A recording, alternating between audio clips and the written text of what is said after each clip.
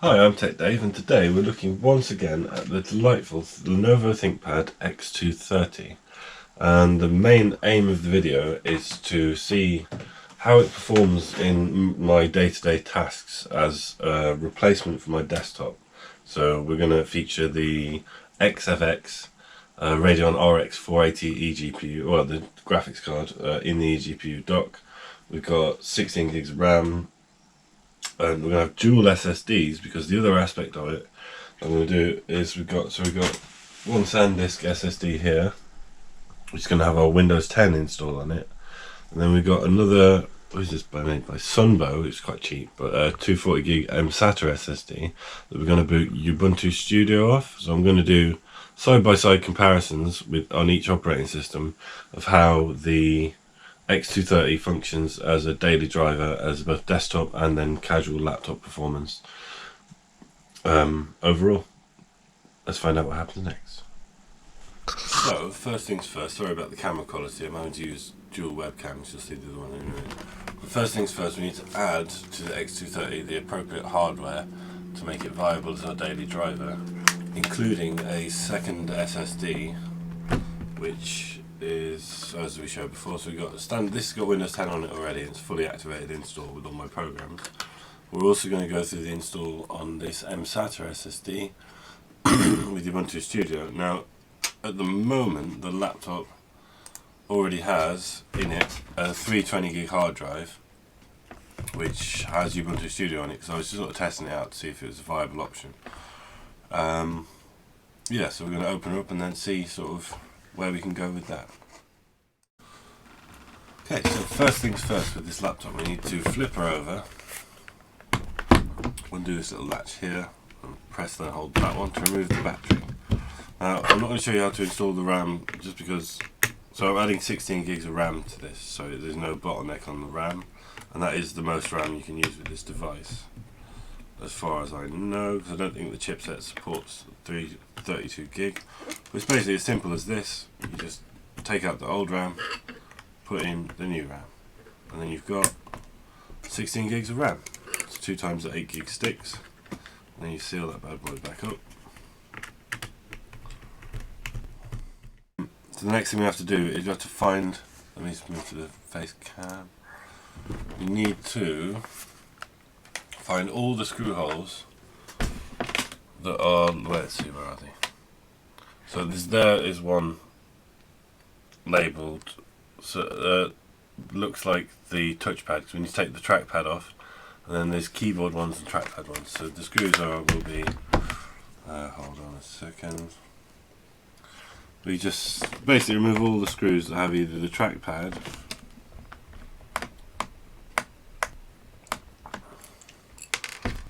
one. So this one, this one, this one, this one, this one, and that one, basically. Alright, so we've just removed this screw, another one here, 2 there, that one there, and that one there. And these ones here at the front here are sort of where the speakers are, as you can see, the screwdriver sticks to it, sort of, anyway. There we go. They're actually magnetised because of the speakers, so you have to be wary of that. Next thing we need to do, unscrew this bad boy here,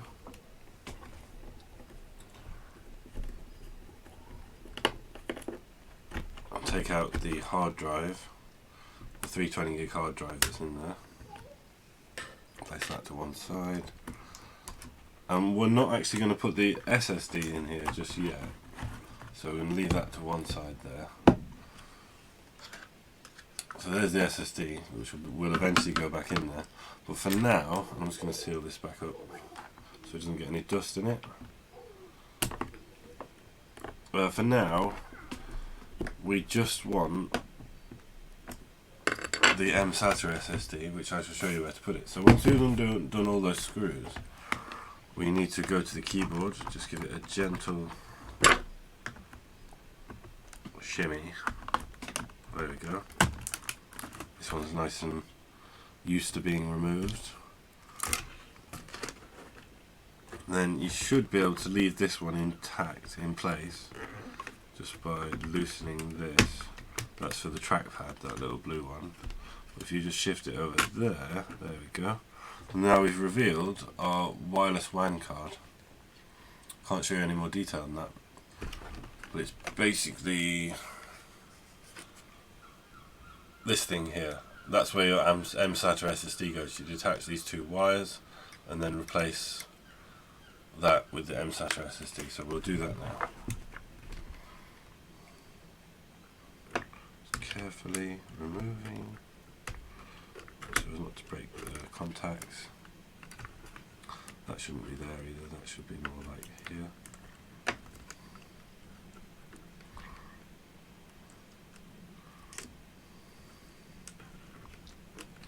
Get these out of the way. Remove. There's a wireless WAN module. Actually, hold it up there. Wireless WAN module removed. I wish I had a better second camera. And then the SSD here, Sunbow SSD, goes in its place. But be careful not to detach your wireless. In fact, actually, if yours is configured like mine, you can unplug the black cable there, put these to one side, place your mSata in the right slot. It's a bit fiddly. There we go. And when you buy your mSata, you should get a little screw with it.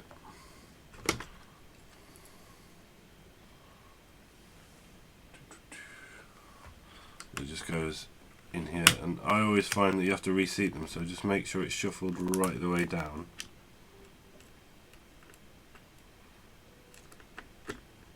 Sorry, I haven't got a clearer shot. There you go. And reattach your black Wi-Fi antenna. So the Wi-Fi antennas are black and grey, and the wireless WAN are blue and red. And that should just nicely go back together now. So we just reverse everything we just did, more or less.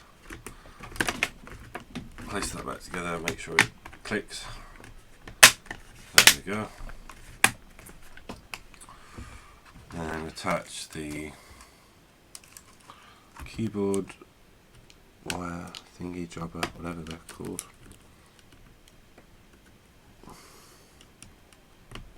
There we go. Slide the keyboard in. Just reseat it nicely in its correct place. Let's see, is that not working for some reason? Oh, did it wrong. So slide that bit under there and then slide it into place and then slide it backwards. There we go. Job's good. Now all I'm going to do is, just to save this video being too tedious, I'm going to put these screws back in there on their appropriate place. And that's basically it. That's basically done. So all you need to do now is put the battery back in. And for now we're leaving the actual drive bay here, we're leaving it empty of any drives, because the plan is I'm going to use my Windows 10 install as it is, rather than setting up as a dual boot. I will install Ubuntu, which I have here on this USB stick, which I'll show you how to set up in a minute. Ubuntu Studio directly onto the mSata SSD, and then in BIOS I'll use the you press enter when you. I'll show you. But you press enter at the splash screen of the BIOS, and then you can press F12 and choose a device. Because I don't want to overwrite the grub loader of Ubuntu or the bootloader or bootloader.dol or whatever it is for Windows 10. So we'll be back on the device hopefully. So here we are, just quickly, just going to show you where to get the resources. So we've got ubuntustudio.org and then just /download, or you just click this link here, it takes you to the download page. For me personally, I would use the direct download, so I don't really trust torrents. And then with Windows 10, to get Windows 10 if you wanted, you download this tool, and I'm not going to show you any more than that because there's loads of videos how to do that, but it's basically just, if you just Google download Windows 10, you can get the ISO for free using that. And I actually already got Ubuntu Studio on here, so I'm going to cancel that. But the way I'm going to flash them is using this program, Rufus, and I haven't actually got the latest version of this, so I'm going to quickly bash downloading that. There we go.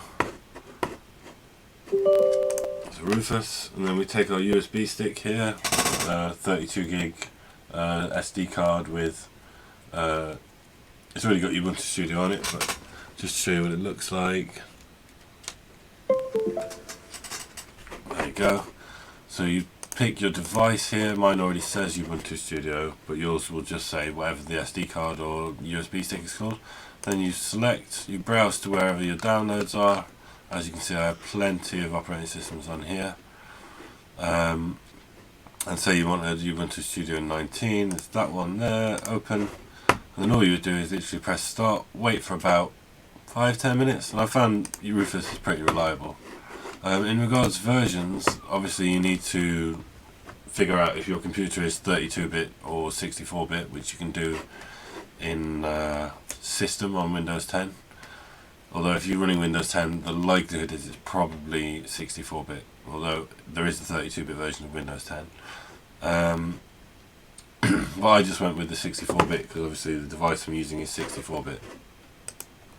That's basically how you do it. So I'll be back now to sadly filming the screen, but to show you how the install process goes.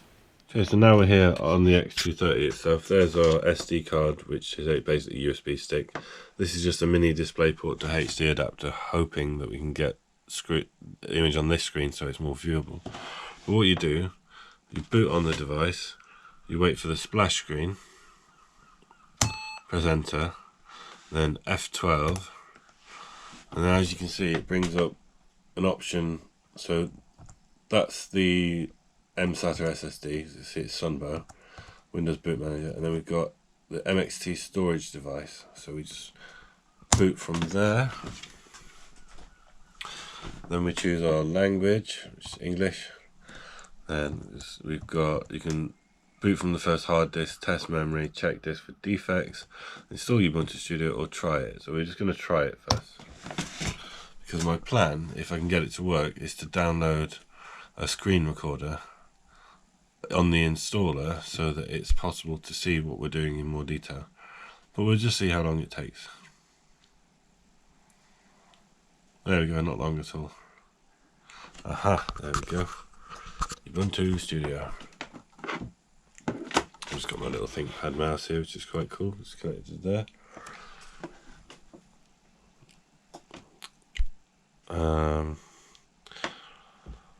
Probably not going to go into that much detail about how to install Ubuntu, just to show you what to do, basically, as simply as possible. So this is what we've got. This is our main screen. So you just go to here. Obviously, you can basically use this as a live environment. So all you've got to do is add your Wi-Fi. I'm actually going to just plug in an Ethernet cable in a second off camera. But as you can see, we've got, there's our, hold on, 240 gig mSata SSD, which are labelled in Windows.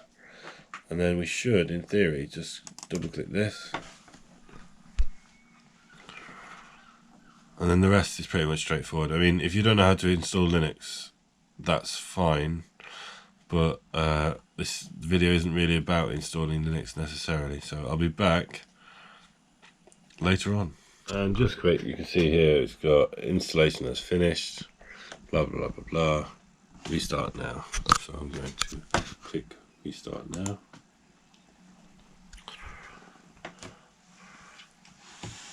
Then when it gets down to the BIOS flash screen, you can take the USB drive out as well.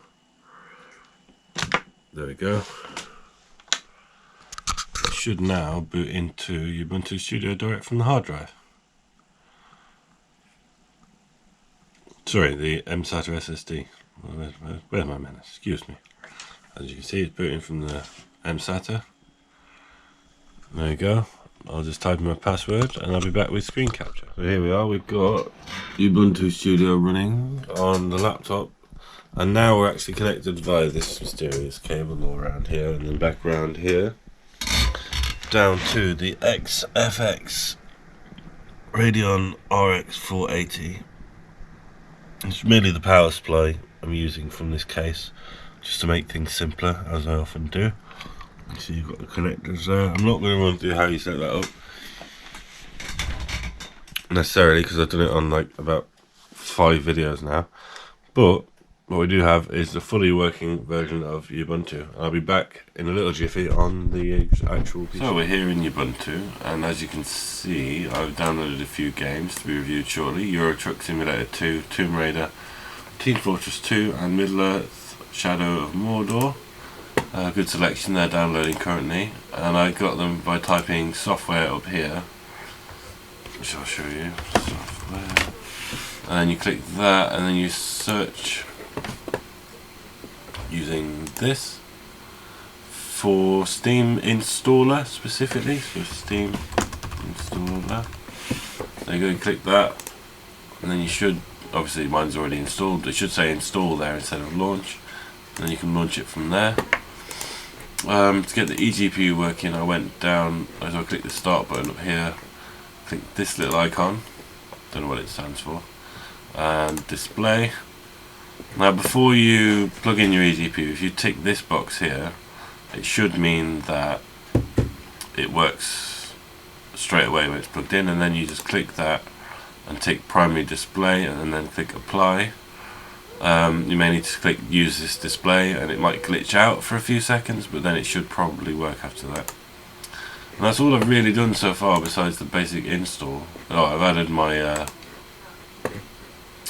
little face in the mugshot down here. Just one other thing for obviously you're all going to be ThinkPad users watching this. If you go to that icon again and go down to mouse and touchpad, to get my track point working accurately, so I'm using this at the moment, external wireless mouse, but we want to get this one working appropriately. You want to turn down acceleration to quite low. As you see, I've moved to the track point, it flies all around the place quite easily, so you want to actually turn that down to the very minimum. There you go, and now it's more comfortable. Otherwise, because before it was just going shoo shoo shoo shoo shoo with very little force. So there's just a little tip, just for if you're following along at home. So here we are. We're just going to quickly do a little run with this screen capture software to see if it actually works. Once put a graphics card or driver.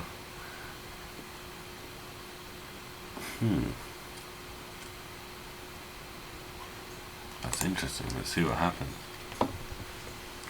Maybe I need to change over the proprietary drivers. I've got time. Don't appear to have time. In additional drivers, sometimes you need to change over to a specific driver set, which is not giving me the option to. Normally, when I've run other Linux distributions, it did actually work. So display, 1080p, choose that monitor. Let's see if we can get it running at all. Let's see, advanced options here. So I'll be intrigued to see if this works at all actually, and I'll also check in the screen capture.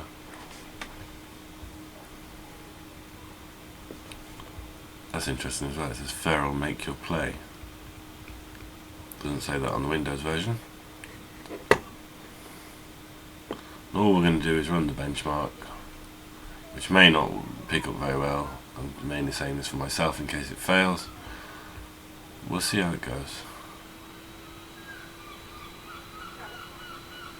And a quick load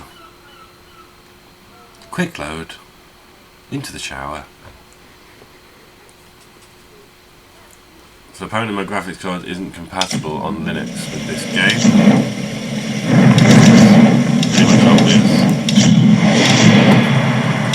This horrendous stutter that we're getting. We want to go all the way down to lowest settings for now.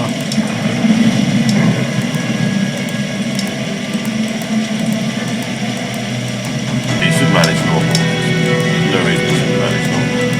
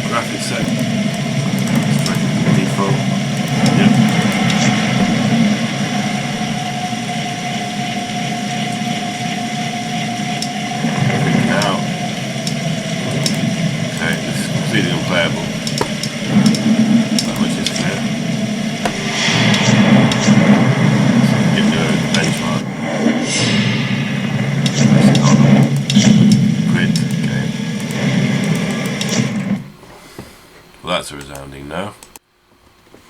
Now we're going to try, hopefully, a less demanding game.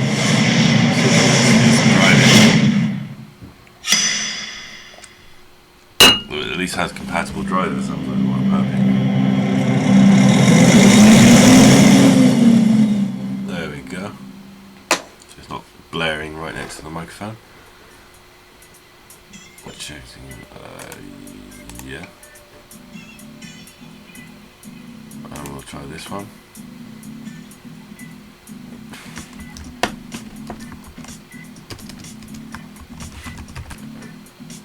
Don't show password.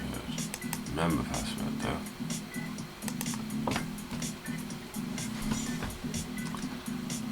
This is real buggy. I'm just going to go with keyboard for now. Simple automatic. Finish wizard. Let's see if we can do some truck driving. Driving them trucks.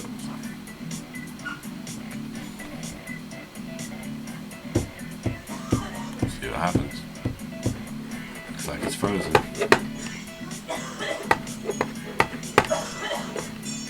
No, it hasn't. This is so profoundly unstable. Let's check it out then. Let's see what happens. There is actually, on the Windows, on my main desktop, I have to run this in DirectX 11 mode, so I might be able to do something with that. If this doesn't work.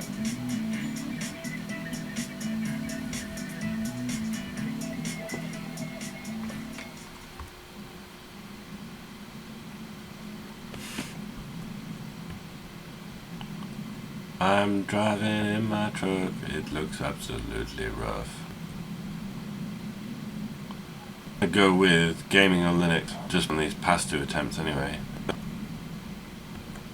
Ubuntu Studio. I just don't. But we can drive trucks, that's the main. We can drive trucks.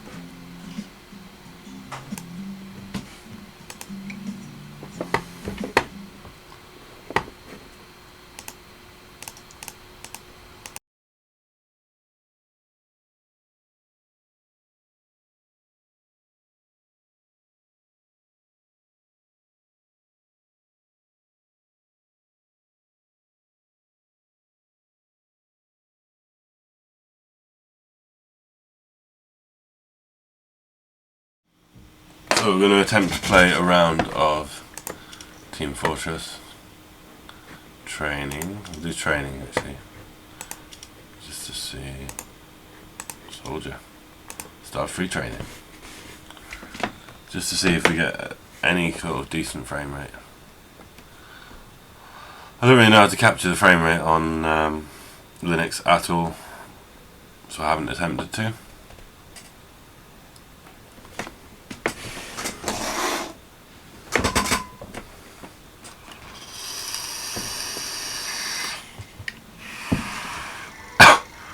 I've had to set the frame rate of my screen capture down to 15 just to get this to even work like this.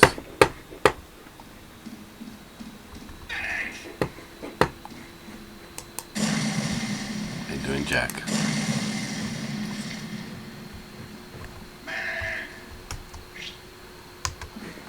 Yep, it looks like crap. Cool. Let's connect.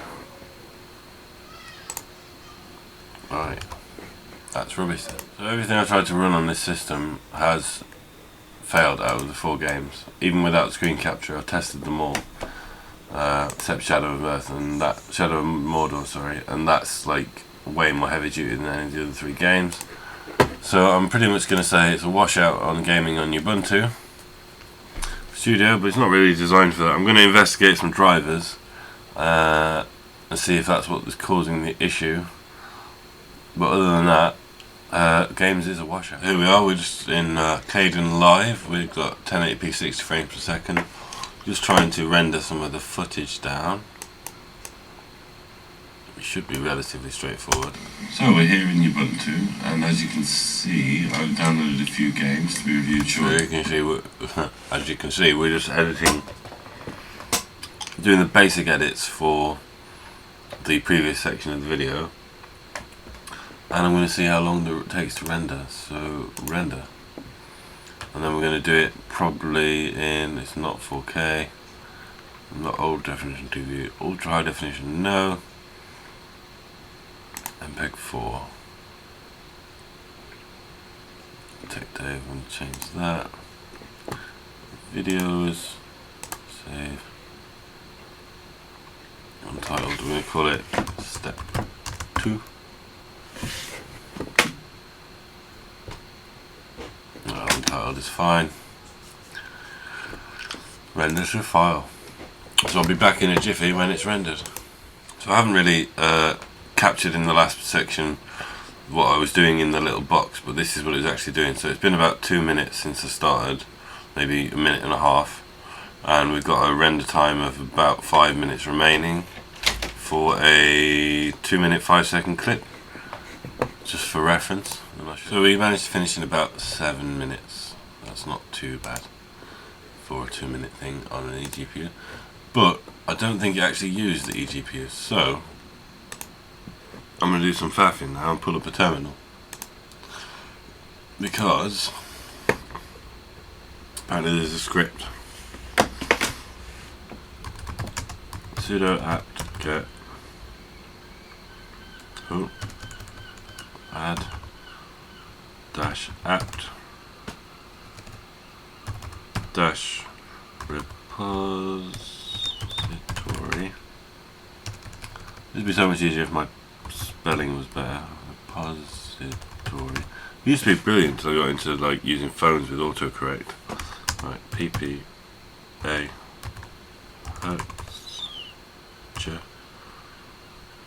slash egp.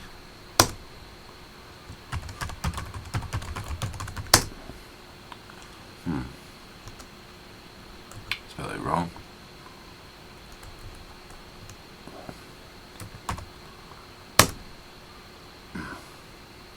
Works. I'm missing a U off the end one more time.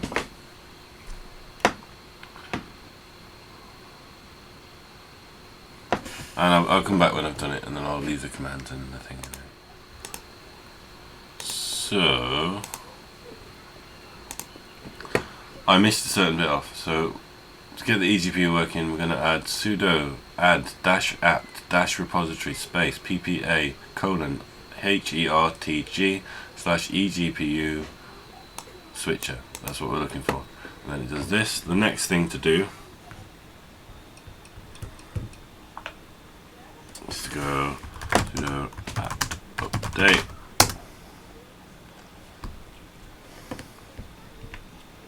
package is up to date, sudo apt install eGPU dash switcher, and let it do its thing. Job's good. Sudo eGPU dash switcher space setup. Internal GPU is 1. No, external is 2. Pulls that up.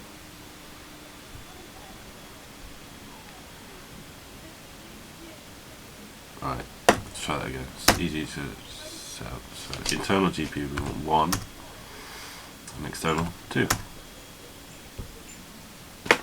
I think that is about it. That is what I need to do. There we go.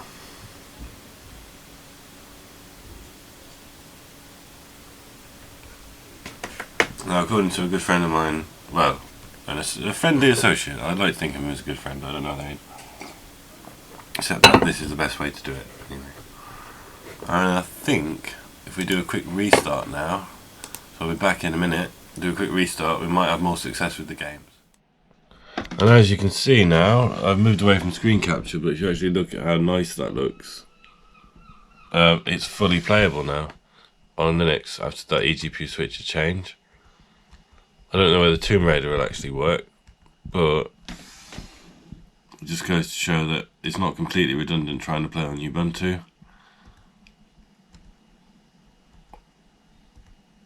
And we're driving in a truck. Truck driving no trucks. Truck driving, yeah. Amazing. Now, even Tomb Raider appears to no longer be a washed out glitchy mess as well. So when I've used different operating, like in Ubuntu, just normal Ubuntu, I've just been able to change the drivers in the additional drivers section, which it doesn't give me the option to do in this, but this appears, the eGPU switch thing appears to have massively resolved the issue. So I'm just running the benchmark on Tomb Raider, as I always do, and we're going to see what kind of results we get. I think we're just on low at the moment, based on, like, if you look a bit closer at the actual graphical detail, I think it's just on low settings. So we're probably going to have like 100 frames per second or something ridiculous like that. It does look like it's going a bit fast as well. But it didn't throw up the driver error. It didn't throw up the driver error saying I've got incompatible drivers either. So I'm not quite sure if it was maybe trying to run it on the Intel HD drivers through the eGPU or something, which would be mad. But I'm starting to think that maybe of what was happening. Shouldn't be too much longer, just got to get a few more micro turns around. There we go. So max FPS 74, average FPS 63.5, minimum FPS 42.7. So average 63 frames per second. Just to confirm what graphics settings we're on. Because the interface is snappy as, well, very snappy. A snappy thing. Options, graphics, and so we're just on low quality, so you could probably play it like 30 frames per second at medium, I reckon, but I'm not going to test that. But at 1080p, it's not too bad to say it's running on Linux as well. Like, not really designed for that game. Well, I don't know about that, but yeah, Linux appears to be more viable than I thought for gaming. Euro Truck Simulator 2 worked okay. Team Fortress I'm not going to try because that will fly along now, I'm sure. Shadow of Mordor is still not downloaded, so I'll be back in a bit. So we're now firing up the laptop, and we've added the SSD back in here. And bang, enter. Then we go to F1, hit F1, and that's just to confirm that it's got the 16 gigs of RAM there. And then we go over to boot in startup,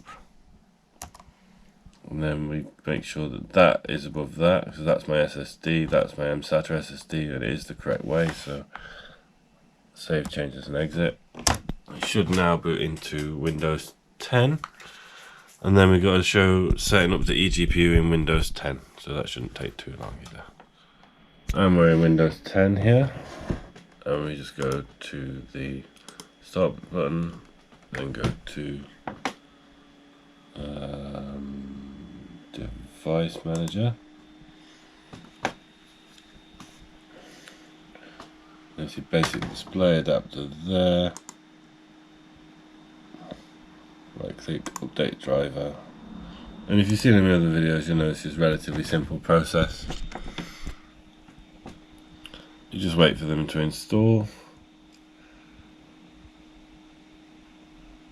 And then we reboot. So I'll be back once I've rebooted and installed all the drivers. So as you can see, I haven't even actually had to restart. It just works automatically, unlike the NVIDIA GPUs.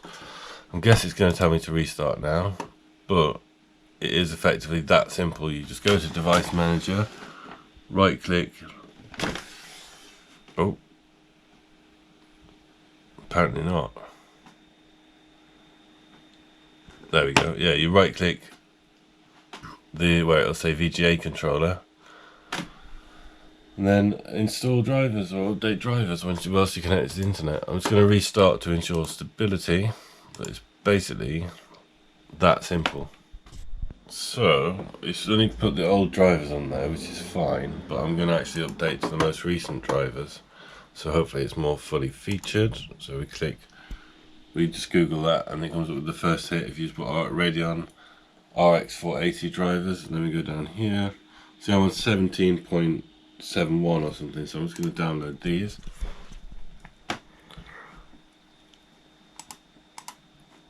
We could always do that at the same time. Yeah, basically, just downloading, almost done. 200 megabit per second download speeds. God love you.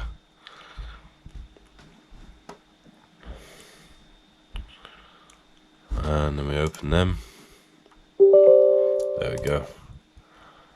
So you can get it working immediately just from Device Manager, but just to ensure that it works properly, I'm going to use the proper Radeon installer,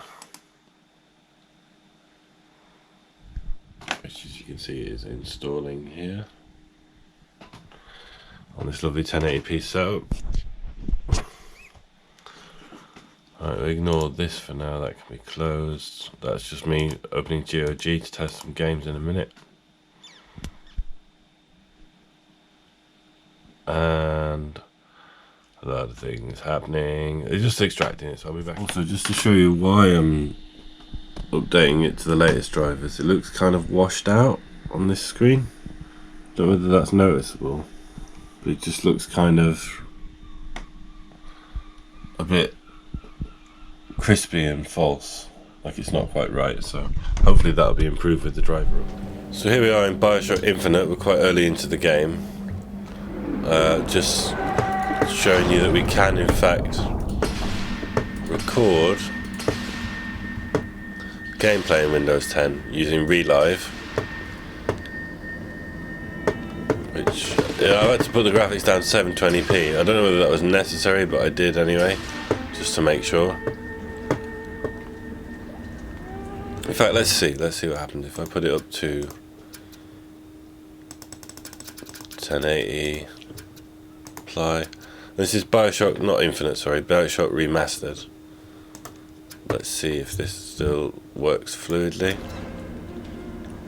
It looks so much better at 1080p. Still recording, so that's good. Now we go, pull the lever.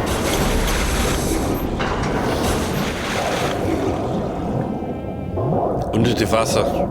Unter die Wasser. 10 fathoms. 18 fathoms. Oh. I chose rapture. Epic. A city where the artist would not fear the censor, where the scientist would not be bound by petty morality, where the great would not be constrained by the small. So as you can see, Sweat of your brow. As you can see, it's looking pretty damn good. Your city. Hopefully. This is screen captured as well, the first time on TechDave's channel. We've got some blue screen capture on the go, which is nice. That whale looks cool. Wow. I'm just going to sort of let this opening scene run. It's a bit of a demo.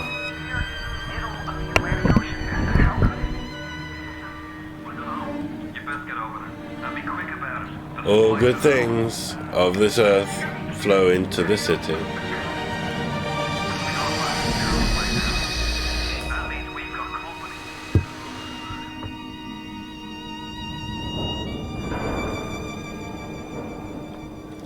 Cool. Here we are in the traditional Tomb Raider benchmark. As you can see, graphics are on the normal preset, just to see what we can frame rates we can get with that. Let's start the benchmark. And we're screen recording. Finally, I've managed to get screen recording sorted on my system. And it's the X230, obviously. Running with the XFX 8GB Radeon RX 480.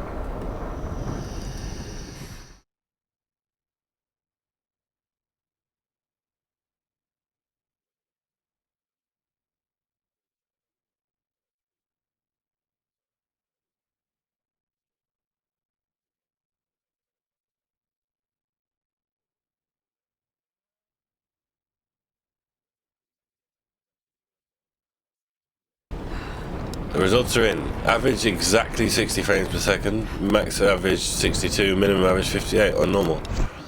I'm thoroughly pleased with that. On to the next game.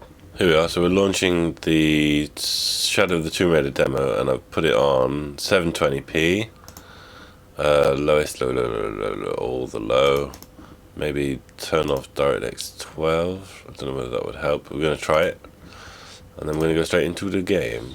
Oh, so we're in the game now. We're going to go down to Options, Display and Graphics, and we're looking to see we're at 720p. We've not got DirectX 12 on, so this might help quite a bit. I don't know why I didn't think of doing this in other videos, but I will. 60 Hz, lowest settings, and we're going to run the benchmark. Just because I can screen capture it, I'm going to try and screen capture the whole thing, which might actually damage the overall score a little bit, but I'd be intrigued to see what happens, so I'm doing it. Part way through, and we were just in the 70s. It's dropped down by 30 frames per second, but I was really excited by that. So, as you can see, I actually scored a little bit higher on the first run. I accidentally restarted the run, but it was only 2 frames per second more. But it turns out I'm an idiot, and if you turn off DirectX 12, put it on 720p, lowest settings, you get an average frame rate. Sorry, frames per second of 33 frames per second, vaguely playable in Tomb Raider, Shadow of the Tomb Raider. So that is extremely of interest to me, to see what else we can do with other games. Back to the desktop, and I'll be back with you with another game. We are in the GTA 5 menu, and I'm going to just run the benchmark, I think, if I can remember where it is. Advanced graphics or graphics. I'm just going to show you the sort of settings we have. I changed it to full screen, but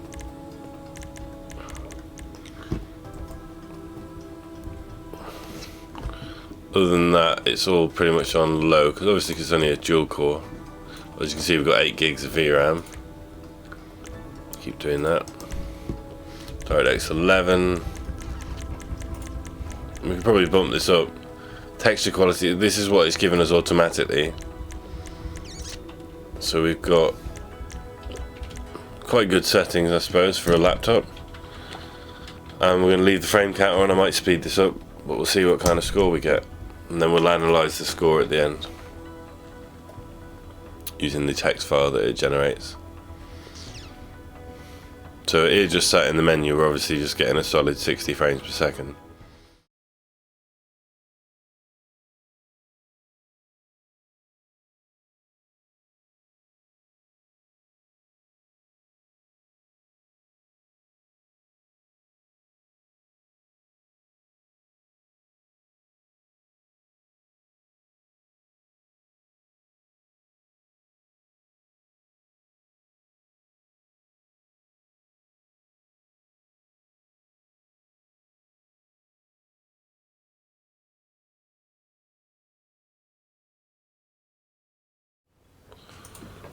So just to show, we got an average here on pass 1 of 35, lows of 0.5.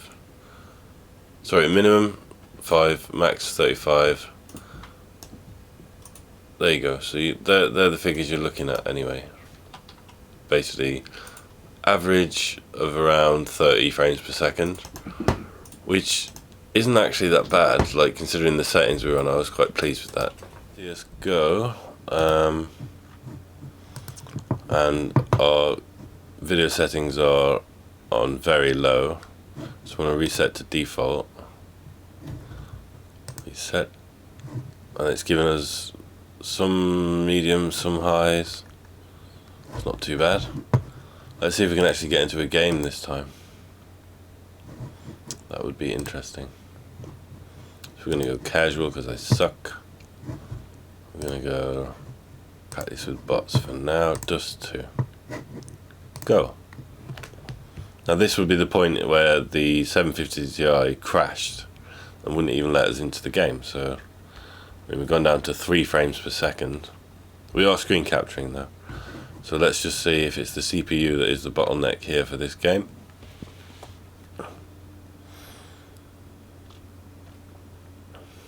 And it's looking like it is, because we're on 0 frames per second. And the screen capture's frozen.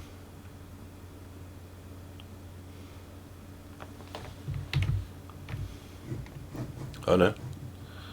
Now we're at hundreds of frames per second. This is crazy shit. This is some crazy shit.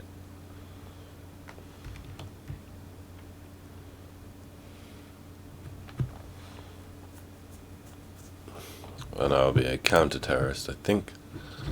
Oh, we can actually load the game. Smooth. Right. Let's just do some complete suicide run without the team. And we're getting 90 frames per second. This is competitive frames per second on a laptop with the 8 gig GPU. I'm very pleased with that. Sweet. Even got a kill, even though it's a bot game. Doesn't matter. Right, so that proves the point there. Most definitely. We're in the we're in nearly 90s on average for this game. So that's enough for me. Counter-Strike Go actually works. Apex Legends, this is going to be an interesting challenge. That leads us nicely on.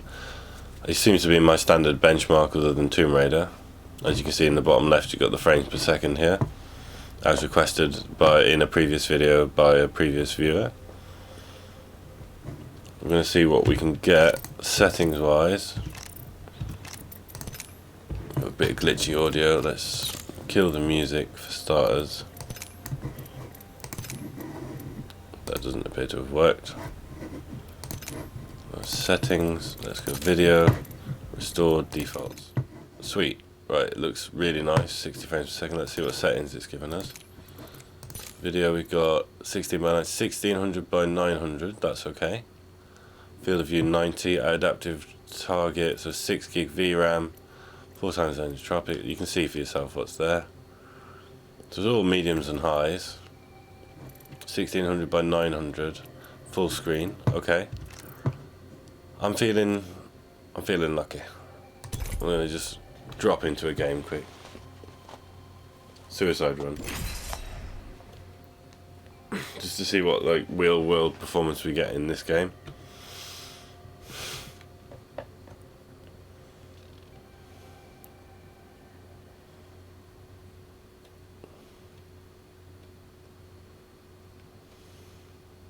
Three frames per second, nothing's happening, nothing's happening.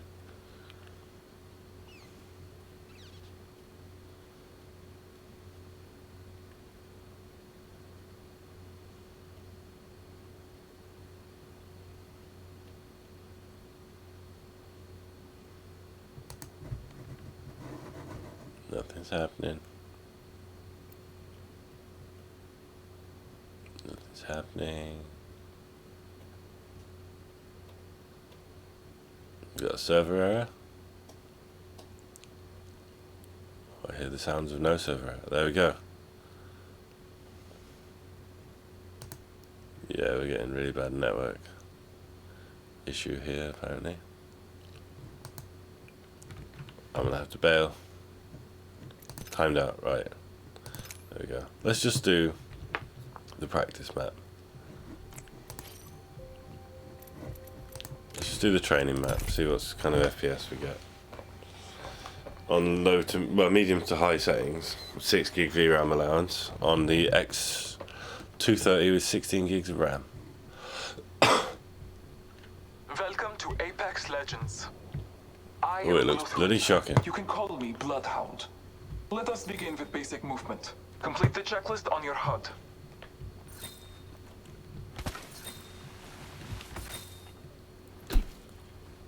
There we go, now it looks beautiful. What we might need to do, drop down those Follow me. Sliding down hills settings. increases speed. I'm already here, motherfucker. Let's just change those settings down to 4 gig VRAM. See if we get any improvement in stability. Okay, let me do it. Stronger. Your HUD will show what you have equipped. Follow the checklist to access and cycle through your inventory. Swap grenade, throw grenade, use health kit. Just a sec. 1 second. Use ordnance menu. Inside the supply bin, you will find a weapon and ammo. Arm yourself. Cool. The battle calls upon you. It's a bit glitchy. Slaughter as many targets as you wish. Right.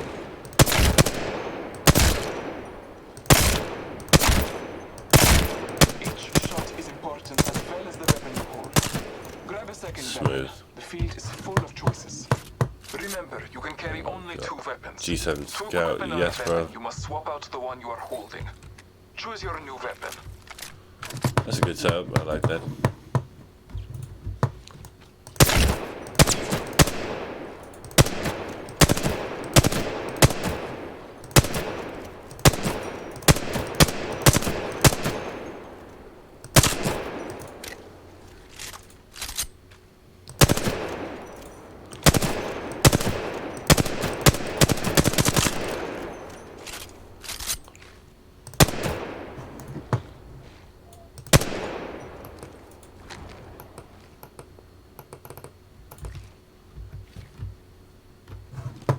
Okay.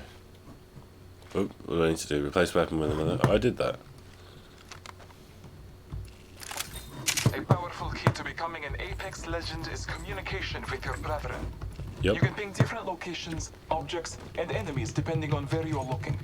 Follow the checklist to cycle through your pings. Ping location. This way. Contact with target. Ping weapon. G7 Scout Ping here. ammo. Light ammo here. Hold. Light ammo here. Press and hold. Never mind. The All-Father Could be blesses some you. loot here. I'll let you know. Pathfinder will continue your training. I will see you again, my fellow fighter. We may even shed blood together. Nice. So I think, I mean, I've been monitoring the frames per second, but it's pretty clear that if it wasn't for my network ballsing up, I would probably be not actually having that bad an experience in this game on a dual-core laptop with an i5. So I think I'm going to kill it there. I'm Pathfinder. I'm excited. Obviously, that's not real-world benchmark because we're not actually in game, but I'm not going to waste anyone's time by playing a game just at the moment while I'm just testing. So we're here on eBay now, looking at the price of the graphics card. So obviously, there's been a previous video of mine detailing this laptop as a setup extensively, but what we didn't cover was this graphics card. So ignore the BIOS model on there. We got the exact model I've got. For current bids £47, but that's probably going to go up dramatically. Buy it now for £90 plus £4 postage and packaging, which is a slightly different version than mine. The gigabyte version £65. So these are going for pretty decent prices, like sub £100, maybe 100 at the most, if you find it in the right place. I mean, we're seeing lots of good options here, and I just thought I'd sort of throw this in for the end because I'm about to summarise. But it's a hench graphics card for the price. I mean, there's one for 125. That's probably what I would go with. And the cool thing is you can swap out the fans on it to match the colour of your LED fans in your system, so that'd be quite cool. But yeah, we're looking at about 100, 120 quid for what is a significant upgrade if you've got the X230 anyway and the eGPU setup. Now the other thing we need to look at, for mine I'm running it off an 850 watt, but you can probably survive perfectly well with a 650 watt power supply. Now Corsair, that's the exact one I've got there, £62.50. There's one for £43, so for like roughly 150. And it'll have, these Corsair ones will have the right, because it needs one 8-pin cable. It's a bit overkill slightly, but I would recommend it with power supplies always to go overkill. So you're looking about £150 plus the eGPU dock, which I'll leave a link in the description to another video that I made earlier on the channel called the Ultimate X230 Budget eGPU Setup.